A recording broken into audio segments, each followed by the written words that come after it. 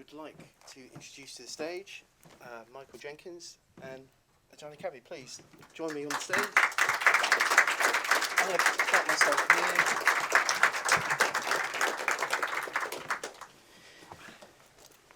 Wow. This is no BS. I sat in the corner. This is like the third time I've watched a film, and in that third act, I'm almost tearing up. Like my brother's with me here, sat at the back, but I knew he'd watch it today. But I played it. It's naughty, yes, but I played it when he gave me the screener code. I was like, "Mum, you got to watch this with me, right?"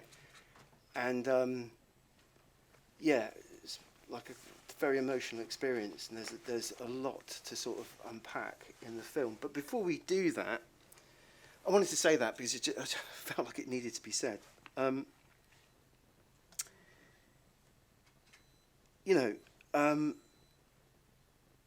wanted to sort of, these are some of the ideas I'd written down after sort of initially watching it. I thought it was an incredibly timely film around notions of culturally specific storytelling and what is Britishness, identity, and how it can haunt us if we don't embrace it and make change for better or worse. How our diasporic heritage and shared historicity can inform how we tell stories and inform the filmmaking process. It strikes me as a deeply personal film, Michael.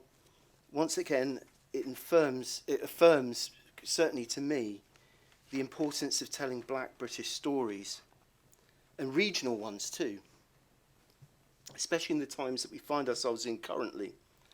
I personally found the film liberating, cathartic, and the many themes and issues.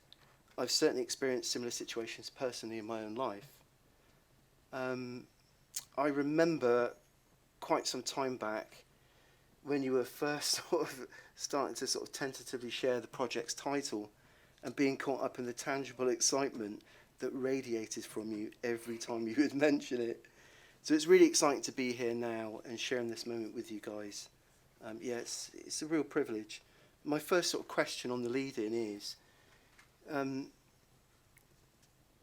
how long was the sort of project in the making for us to be sort of sat here celebrating the premiere of the film? And where did the seed of the story begin?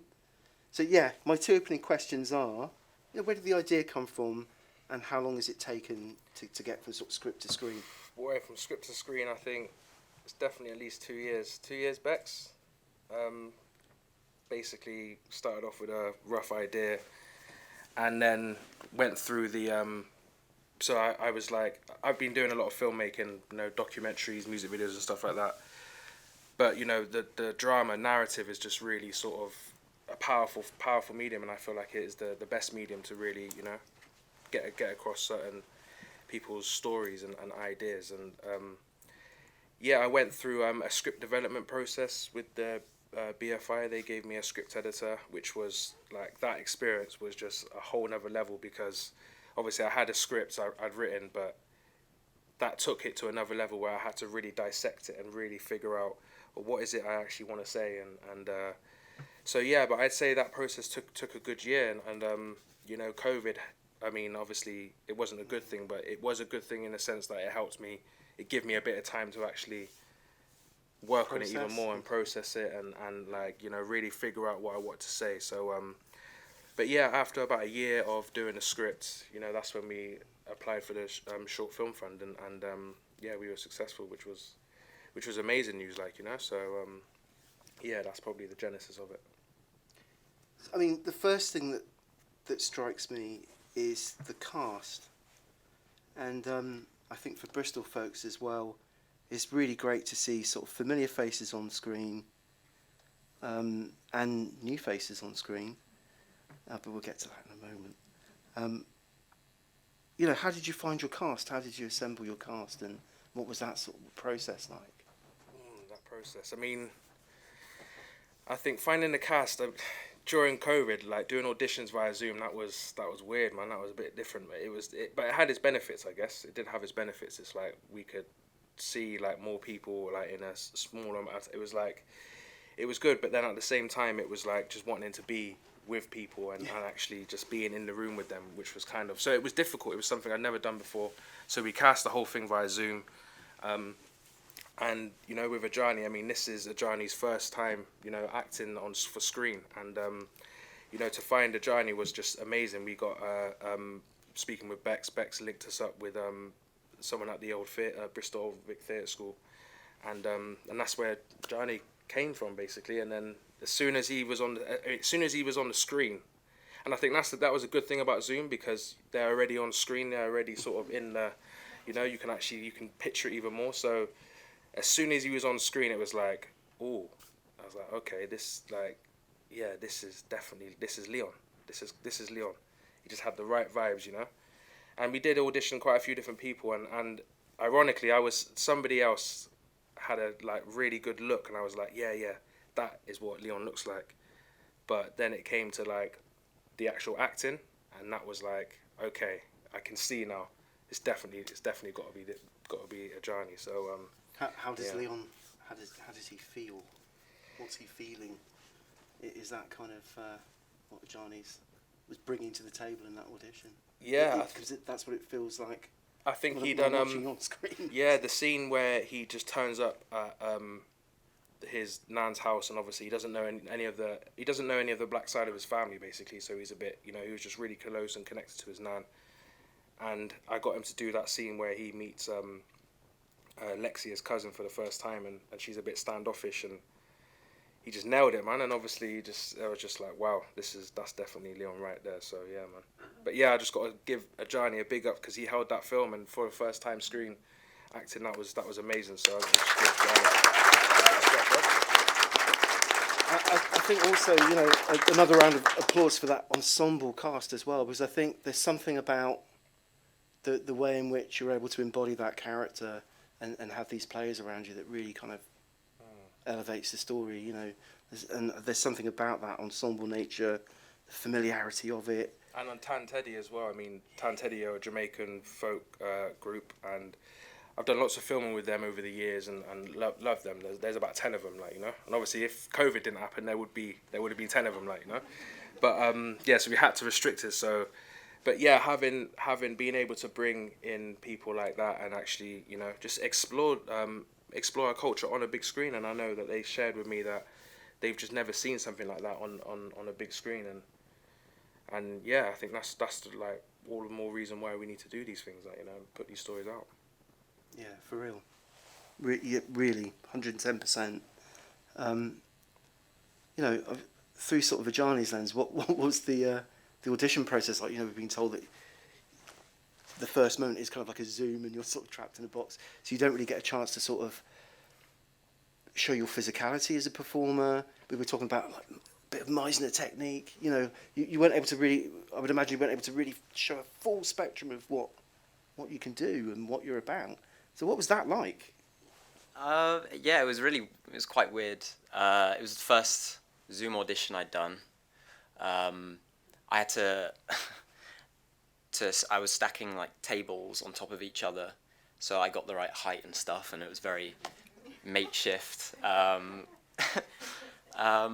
it was fun. I kind of just, I mean, I'm always stressed before an audition, and this being completely new thing was added to that. So it was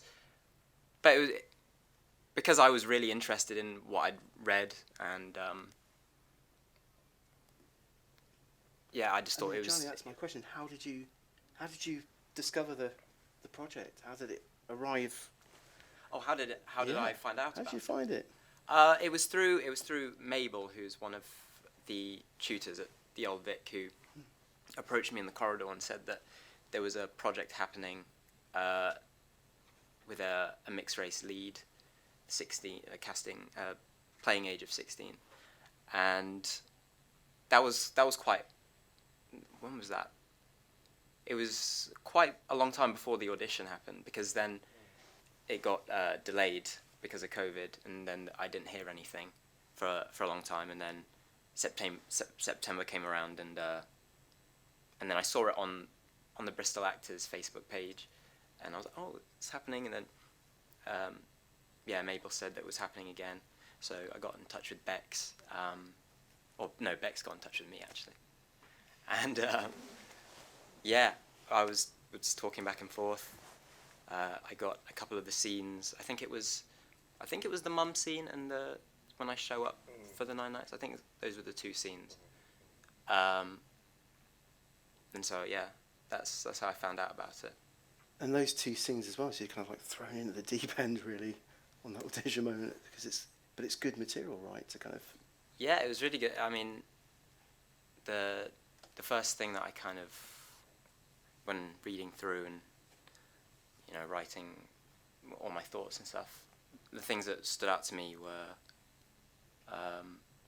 there was mentioning of both the beads and of Leon's father in both scenes, which made me go, okay, so for Leon this is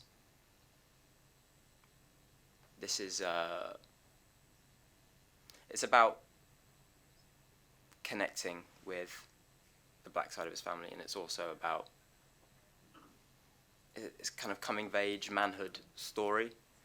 Yeah, a lot about identity for Leon, and so those are the things that I really took from that into the audition. That yeah, these things really matter to Leon. Yeah. Yeah. John, I was thinking about a kind of conversation on the build-up to this Q&A, just as we started to sort of talk and meet each other. And I don't know whether you guys saw that on social media, but there's like a shot. I think Mike, you're in a mask. Ajani sort of taking direction, and it's kind of like by the quayside, is it, or by the? Yeah. And I just remember seeing that still going up. And so I go, oh, it's happening. It is actually happening. But what you said about what actually happened on the day and what that felt like, it's just such a great anecdote. You should share it. So yeah, that was the first day of shooting. Yeah. That was the scene where Legba comes back and tells me that I should go to my nan's, and so yeah, I was extremely nervous on the first day. Got there super early. I think only you and Bex were there. I cycled there. Yeah, just many things going through my mind. It's, you know, been in COVID for about lockdown for about 6 months at that point. I found it really tough. It was so it was the first like acting thing I'd done in person for a while. First time filming as well. Just lots of things. So I think, yeah, and to kind of get myself out of my head and into the moment, I just remembered shouting across the river and saying like good morning to all the people that were passing, because I was so nervous, and I was like, oh, there's going to be other people there that I've never met before, and this is weird, and I'm really used to just being in my house, and only seeing my housemates. So I was like, yeah, I need to get out of that. So started saying hello to everyone. Didn't get any responses. It's just fair enough. It was like 7:30, so they're just tired walking their dogs and stuff. But that really helped. That really helped me get over the nerves. And then from there, everyone else started to arrive. Theo, Louis, yeah, all the production side, and everyone was really nice. Everyone was very, very friendly and approachable. And so I actually ended up having a really good first day. It was just that getting there and initial moment. Yeah, because I think it's really easy to sort of watch the final cut and sort of go, oh yeah, great film, and just not think about the context in which the film was made and that experience. And I think it really is summed up in that great shot of you two guys having that first moment of kind of actor-director moment, you know. Yeah, I just think it's like a magic moment and just a great anecdote around the making of the film. Michael, this is what I've written down here. Michael, I love that there are genre elements to Pickney, but it's not necessarily entirely a genre film. It has elements of fantasy, the ghost story, magical realism, elements of cultural mythology, roots, culture and heritage. But it's also, as Ajani said, a coming-of-age story. Can you take us through how that came about? I now know your love of horror since we've started kind of talking about that stuff, and some of the great thematics in the film. So what are some of the sort of films and stories that have inspired you or influenced you on your journey towards making this film, and having it have not just the kind of like heritage angle, but a kind of like phantasmagorial, something that really digs into kind of the kind of sort of hauntology of culture and the importance of sort of heritage and. Yeah, I mean, I grew up. I was watching horrors when I was way too young. Basically, my dad let me watch like films that I'd never let my kids watch. But yeah, I mean, films like Chucky, Candyman, Amityville series, all the good stuff. All the good stuff. Yeah, man, all the good stuff. I think these are the types of films I'm just really. I mean, I'm really fascinated by mythology and folklore. I love films like The Wicker Man and more recently Midsommar. These type of films, I don't know. I think, especially when it comes to sort of African and Caribbean communities, we've got such a wealth of mythologies that haven't really been, that I suppose people don't really know about or that aren't really seen on screens, So I really wanted to do something around that, and obviously genre. Obviously, I didn't go to no film school or anything like that, so I've sort of learned how to make things by just doing it, basically. So, and writing this film, I wasn't really thinking about. I mean, magical realism. I think I had Donnie Darko in my head when I was like writing this film. Just that idea of some like a mythical sort of magical realistic character, deity from, I chose voodoo, Loa from the voodoo pantheon, and basically, I really wanted to explore how this guy could be like a bit of a, leading him somewhere, leading him, on a path, and Leon not really being sure.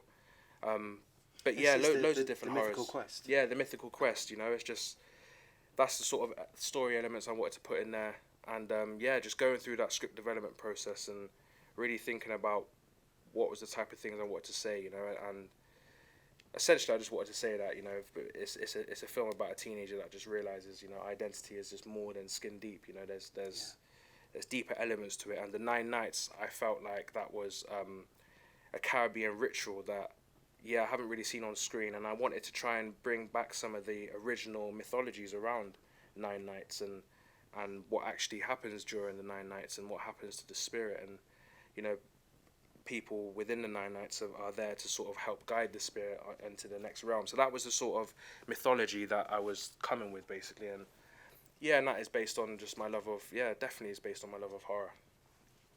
I wanted to say something about just like the third act, and it's just like a sort of technical question, but I really like the lighting in that final act. How did you achieve that? Because I can see like lots of like candles and natural lighting. Like, how the hell did you do that? Well, I mean, big up to Elkie, production designer, and Louis, my DOP. I mean, he's just wicked. He's just amazing, like, and I just told him the vibes that I wanted to try and create, like, like a sort of, it's like it's a ritual, it's a spiritual place. It turns into a spiritual place during these 9 Nights, and I wanted to try and evoke that. I guess that's the sort of feeling I wanted to evoke. Yeah. I enjoyed working with Louis a lot as well, because I was very, especially on the first day, I wanted to see, what do I look like on screen? I was kind of going around and kind of harassing him, trying to have a look what he was doing, and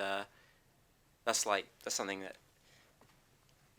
I didn't think you're not meant to harass people and kind of while they're trying to work and do their stuff. But he was very patient with me, and he was always letting me see what was going on, and that was cool to see. And even I think throughout the 4 days of shooting, we got a lot better at communicating what we wanted from each other, and I did that with Louis as well. Just kind of asking, you know, do you want more of this or more of that? Or I'm thinking, I'm in this mindset, what do you think? And I thought, especially, I think by the Saturday, we'd kind of figured out how we wanted to, I don't know, our working relationship, because it's the first time I've worked with a director on a film, so I was like, do I ask him for what he wants, or will he tell me, am I good? Is this what you want? Yeah. So Yeah, man. it was Yeah, good. straight up professional, all the way through, man. And everyone was, and that was, it was great to be able to, work with the cast, and the crew was amazing. Christelle's in the audience as well, who done the costumes, and she's got a part in it as well. Rick's in the audience, who the sound design, and I think my horror influence definitely comes out in the first scene, because that's the vibes that that's how I started the film, basically, like that. It's just like, because it was gonna be like just a straight horror, but I don't know if the BFI would have been feeling that too much. So yeah, we altered it slightly. So yeah. I mean, really briefly before we go into sort of questions, so definitely think of some questions, guys. There's questions. That would be my first question, two very short questions, swift questions.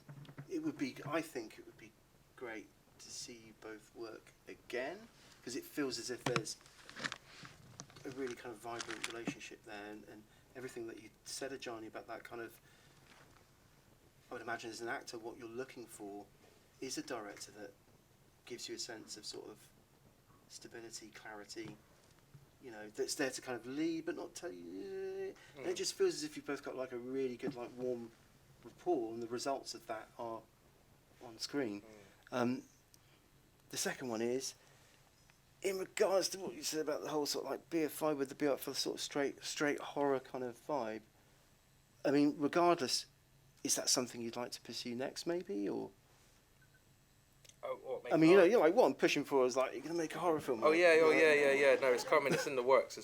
Of course, because it's just something I feel like I need to get off my chest and do, basically. But it will be, some sort of folk horror, because that's my vibes, basically. And I feel like we're in a real passion. We're in the southwest. We're in the perfect part of the country. I mean, yeah, definitely. And working with Ajani, I'd love to work with Ajani, because that process was wicked. And when I direct, I mean, I feel like, because I'm learning as well, I'm learning as well in this process. This is the first thing I've written and directed myself, and I'm learning as well. And just seeing Ajani work, I know that Ajani's in this theatre school where there's no, like, he's a serious guy, he's seriously on it. So it's all about letting people have ownership, man. It's all about letting people have ownership over what they're doing, and trusting in them, and yeah. So you talk about Sunday with the plantain.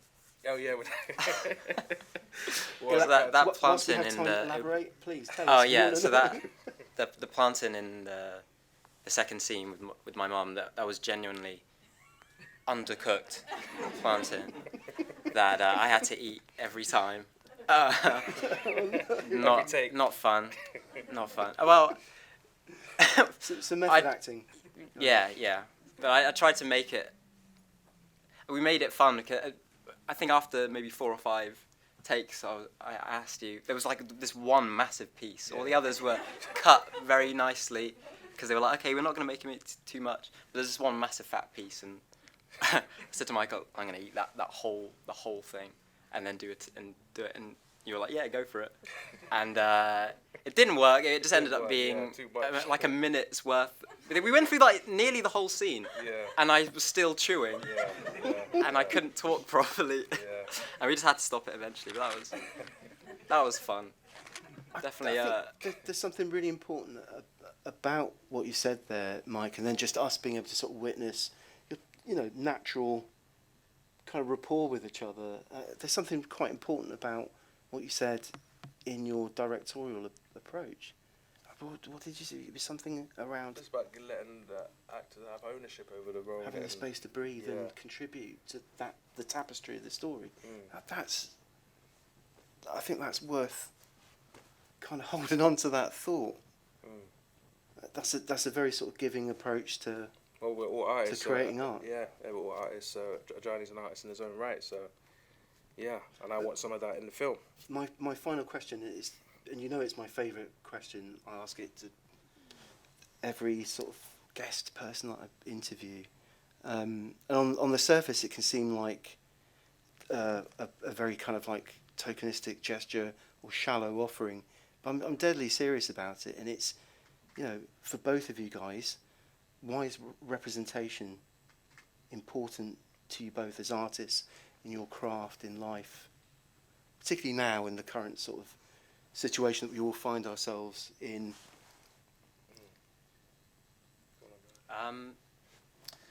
For me, representation is important because I think it's important in a few ways. I think it's important to see yourself represented, something that you see that's very, very similar to yourself. I think that's important because it's very easy to get in your head about thinking that your issues are just your own and that no one else is going through that. So I think it's always very cathartic to see something very similar to you portrayed on screen. I think it's also important to see representation that's on a surface level so like seeing lots of black people in films, I think is very important, that are doing things that are completely different to you. I think that's also very important, just because, you know, there's certain stereotypes about various groups, and, you know, seeing a black doctor or a black engineer or anything that's not what you usually associate. I think that's good because it just broadens your perception of things. Yeah, dismantling assumptives, right? Yeah, and then representation is also important because to see something that you don't relate to at all, because I think it's I don't know, it's kind of like a travel in a way, but it's like a time efficient, cheap way of traveling. Basically, it's like, let me just zone in on this on this film that I'm watching, and I'm basically being transported somewhere that I've never experienced anything like this, or these ideas and the way that these people are thinking. I've never seen that before, but it's just, yeah, it gets you out of that kind of small town mentality where you're judging people harshly. It's just good to see things and perspectives that aren't your own as well, I think. Yeah. Mike? Yeah, I mean, definitely echo all of that. I mean, it's the reason why, you know, we created Blak Wave is because, you know, we want to try and tell different stories. I mean, I just remember growing up, I hated the media, you know, because of the images, the stories that I'd see of black people, always negative and always stereotypical. And then when I started studying and learning about, you know, the history of cinema and the first sort of films and minstrelsy and all that sort of thing, I mean, it just made me have a sort of understanding how significant we are to the entertainment world in general, and have been for over 100 years, hundreds of years, sorry. And but the stereotypes are very much haven't changed, like, you know. So yeah, so instead of getting angry about it and getting mad about it, and I just thought I'm gonna try and start making films and changing that myself. So yeah, that's sort of definitely something that drives me, just trying to put a different image on screen, and obviously a lot of people would expect me to make, you know, a stereotypical portrayal, you know, and I suppose it's not. I'm just not really about. I'm just into the whole. I'm into different, you know, realities, and I feel like horror, psychological thrillers as a genre is a great way of exploring, you know, different experiences of blackness, you know. Fully agree. Thank you both. Thank you both. You know, great in conversation moment. I'd like to sort of open out for some questions. We have a little bit of time, and I think it's okay to sort of overrun slightly. It's really well worth it. So I'd like to open out questions to the audience. If people are, there is a text line. If people are more comfortable texting the questions, they can be texted to the front or hands up. Go for it. Yes. I was just going to say that, by the way, I thought you owned the screen from the first few frames. film out. I think it's a really important film, especially for kind of teenage boys to see. And if you've got plans to take it out to people who wouldn't necessarily come to an arts cinema or to show, like to schools or. So plans to take the tour to spaces that aren't necessarily kind of middle class venues or traditionally arts venue spots, possibly out into community screenings. And the other part of the question, That was it basically. I'm only doing this for the recording to make sure that it kind of flows as well. So it was. Yeah, just, I mean, I guess, yeah, definitely. We want to get it to as many, you know, as a filmmaker, that is what you want, right? You want as many eyes to see it as possible, like, you know? And if they can see it in this type of a format, then that is even better, and that's what we want. And yeah, I mean, I do a lot of work with different groups in the communities, and I do want to try and link up with other places like Birmingham, London, Cardiff, other cities to, you know, to show them this film, you know, because it's all about trying to get as many people to watch it as possible, and especially the youngers, yeah, just so they can see something different. Well, let's anybody else. Sorry, we're dominating over them. So my question is quite a quick one. So Mike, I thought it was a fantastic film, and Ajani, I totally agree with Tamsin. You were amazing, and I think, you know, it must be really hard coming from kind of primarily stage performing. I know it's really hard, and often, you know, it's kind of like the acting's very kind of over the top, but your performance was so sort of subtle. And I wonder, you know, did that just come really naturally to you, or is it something that you two workshopped on before you started? Because it's just, you just feel like you are the person who believe in you from the second you see you on screen. So it's amazing. So kind of process, authenticity. How much of that is a part of your process, and transition from stage to kind of screen acting, two different crafts? Yeah, it's very jarring to. I was at one point I did have a bit of a tantrum when I found out. Oh, we've got to do the middle of the thing first. We don't just start from the beginning and go through.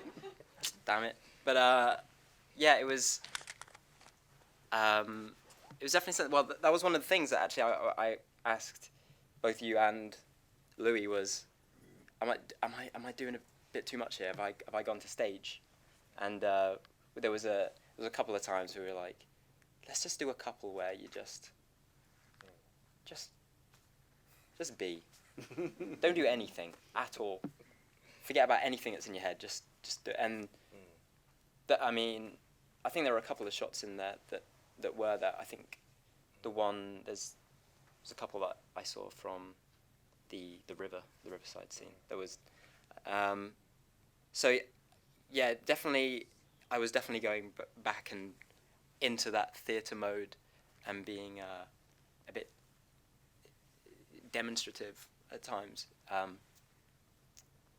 but as it went on, I got a bit more comfortable just being viewed by the camera and not being intimidated by it, basically. And there's no proscenium arch. You've got the camera and the environment is there with you. You know, there's no third wall. There's kind of so that's got to be quite strange, kind of measuring everything in and. Yes. Yeah, you can't really. And there's nowhere to hide. That's the thing. You can't hide, and yeah, something about the camera. If you try and put something on it, it instantly looks fake, and you're like, oh, that was terrible. Let's do that one again. But it's that's why I find it really good to like look. And I was like, I felt like maybe I was a bit stagey. Let's see. Oh yeah, okay, yeah. I don't need to do any of that because it comes out. So it is something I'm still learning. Yeah. Cool. Yes. So I think a lot of people in here would agree that it's quite personal to us, and I think you said that yourself, and you said that of Michael. But my question to Michael and AJ: what was personal about this project for you? So just to reiterate quickly for the recording, guys, what was personal about the project for you both in relation to the themes in the film? I think personally for me, I mean, I think, yeah, having, when my nan passed away, it really got me to reflect on, you know, where she was from and the mythologies around her life as well. That definitely was something that was within this. My nan's from Dominica, and yeah, I think that's something that really influenced the way I wanted to try and tell the story, I guess, and I suppose that's probably one of the main things that was personal for me in this film, yeah. But I guess a lot of people have elders that have passed away, so in that way, it's something that I feel everybody can sort of relate to it. For me, there's a couple of things. I think me and Leon are fairly. There's quite a bit of overlap, which is good. I think, yeah, the feeling of being disconnected from the black side of your family. I mean, I could relate to that very much, and also Leon's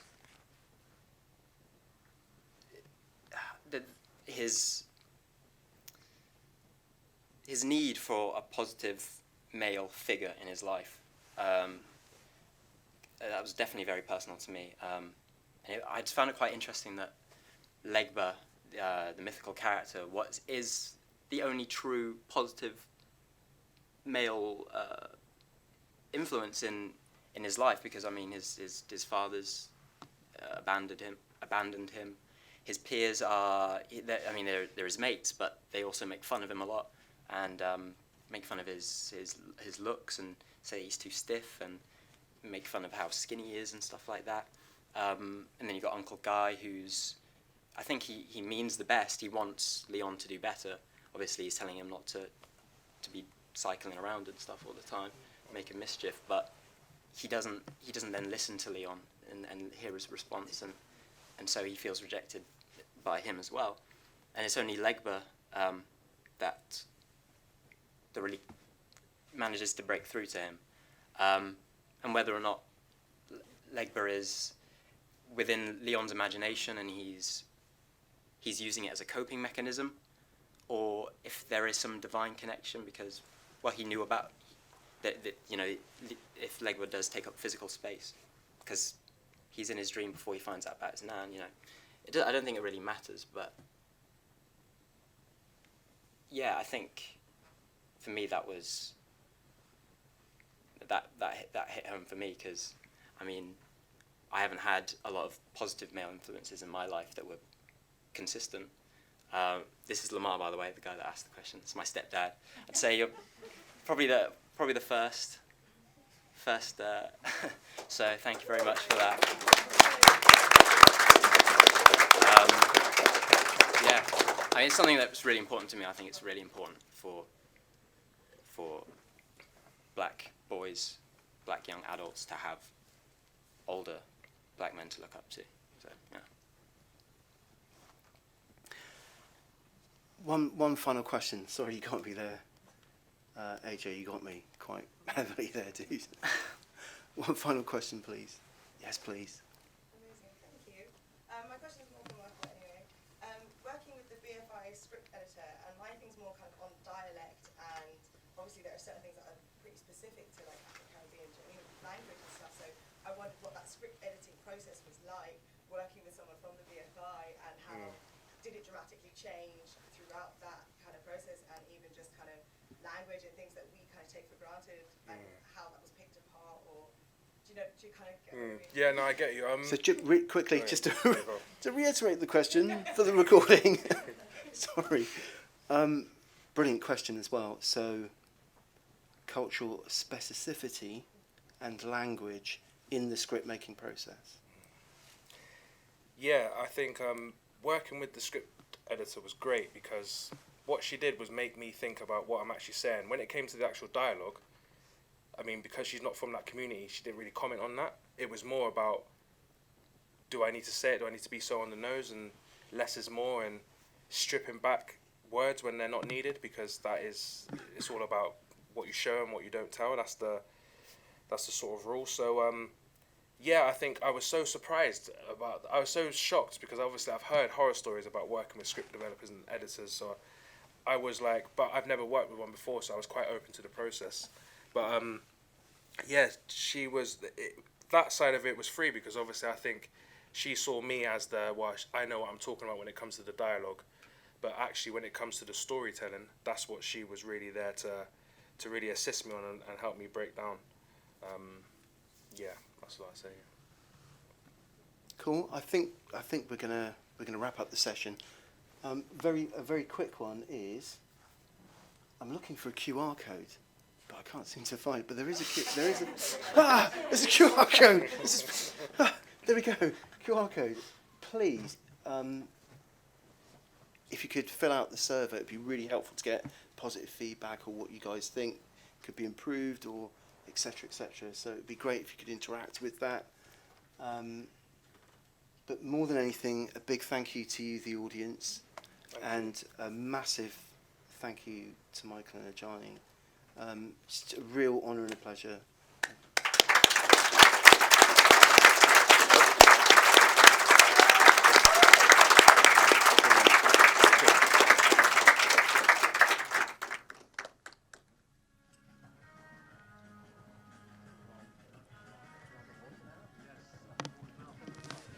Leave the water! Leave the water!